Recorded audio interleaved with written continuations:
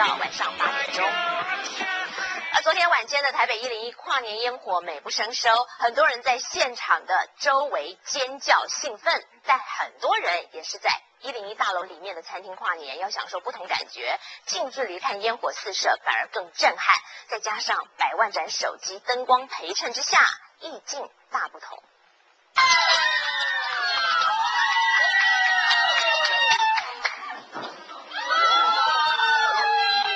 从台北101高楼往外瞧，近距离看到烟火四射更有震撼感。外头100万盏手机灯光一闪一闪亮晶晶，宛如星辰般闪耀台北，让看跨年烟火秀的民众惊呼连连。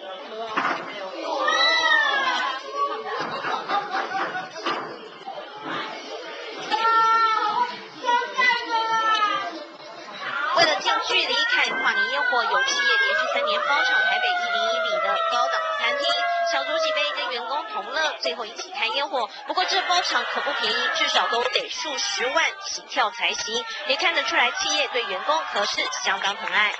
它是在我们身旁发射出去，非常非常的震撼，世界级的震撼。每次跨年都在外面跨，想说今年特别一点这样，因为要毕业了，刚好要毕业这样，所以就想说来101里面吃饭，然后顺便跨年这样子。往外俯瞰整个台北，不少人为这片美景想亲自体验在101跨年的感觉，而且还能在上百万民众关注焦点里的101近身看烟火。里面的餐厅早在几个月前就一位难求，甚至一晚要连翻2轮才能应付庞大需求。业者自备大头照机器，让民众可以吃完饭自拍替跨年派对留下纪念。尽管一餐不便宜，但愿意花大钱享受特殊感觉的人还是大有人在。记者王宗安出自台北采访报道。